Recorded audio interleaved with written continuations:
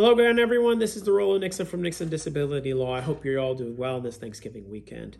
Again, we're coming to you as part of our Veterans Month campaign, where we're sharing important history, trivia, and other information for and about veterans and how those great guys and women benefit our communities in America.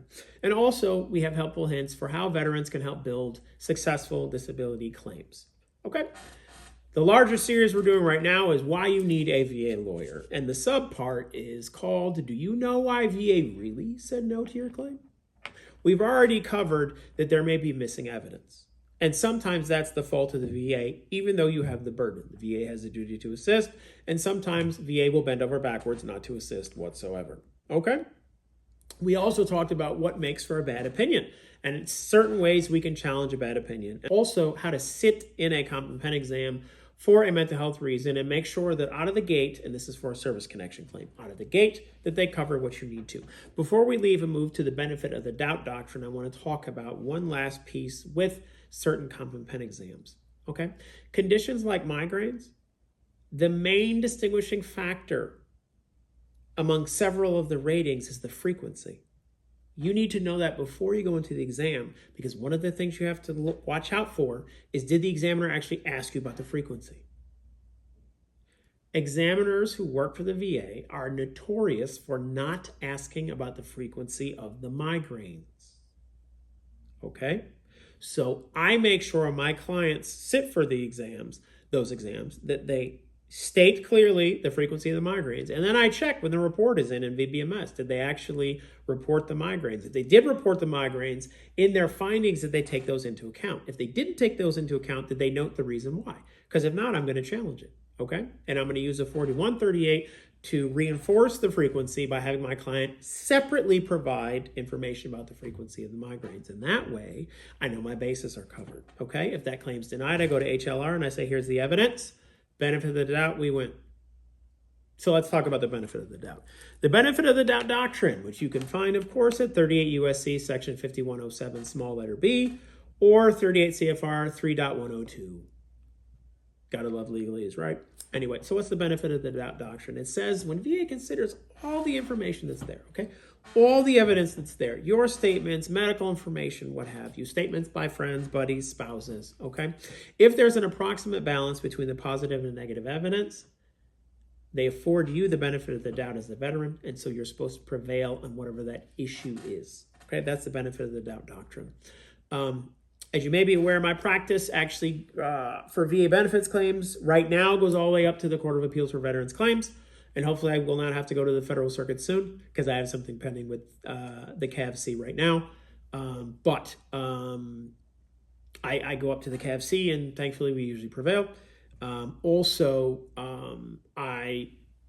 go to federal district court for veterans on certain other issues. I do that for Social Security appeal denials. I do that in certain federal districts. And I also do that for Federal Tort Claims Act actions on behalf of veterans in certain federal districts and even into one of the Circuit Court of Appeals. Okay, this is the work I do. Why do I bring this up in this context? Because in almost every one of my CAVC appeals, I pointed out how VA failed to afford the benefit of the doubt. Give me an example to roll out. Okay, well, I have a case recently we actually won at the CAVC, okay, it got remanded, where my client sought an increase in his PTSD rating, okay, and he was granted that right around when COVID started. He was actually granted it on appeal from the board, and there was no hearing, so it was unusual. The appeal period lasts about 4 months instead of 4 years, right? Highly unusual. Anyway, unfortunately, my client was old. Unfortunately, he died. Okay, he died in his late 80s. So before he died, I put in an appeal on the issue of individual unemployability. He had not been working for about 2 decades, and I wanted him to get IU so he would be at 100%, okay? We already had that pending when he died. His widow was able to step into his shoes, and then, we move on. Anyway, one of the chief points of law I brought up in my brief at the CAVC challenging the board's denial was their failure to afford him the benefit of the doubt. And how did they fail to do that? Well, there are a few mistakes they made. The first, they basically ignored all the medical evidence, okay? 1,700 pages of medical evidence ignored. There were 2 references in the entire board opinion to medical evidence, and they cited like 1 page or something like that, okay? 1,700 pages of medical evidence, and there are 2 references only citing like a page. It was absurd, okay? Second, they made the IU determination rest solely upon the economic ground, and there's a decision, Ray v. Wilkie, you can Google and find it, that basically talks about how they're both economic and non-economic factors, and both of them have to be considered. Great. Well, the board didn't do that. They only talked about the economic factors, okay? And here's the bit why I'm bringing it up now. If they looked at the positive and negative evidence on just the economic factors alone, they should have given the benefit of the doubt to my client. Why? Because they hadn't worked in decades, and because the type of information that they were pulling out of his file to justify some kind of exalted work background was not able to be substantiated by documentary evidence. That means something other than what came out of my client's mouth since the 1950s.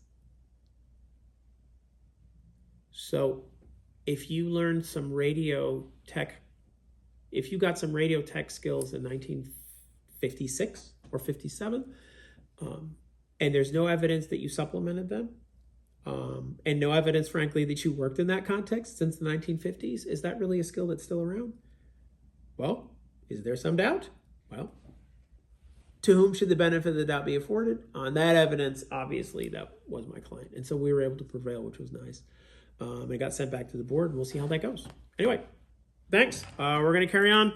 In the next bit, we're going to talk a little bit more about benefit of the doubt doctrine, and then we're going to move on to the next major reason that you need a VA lawyer. Thank you.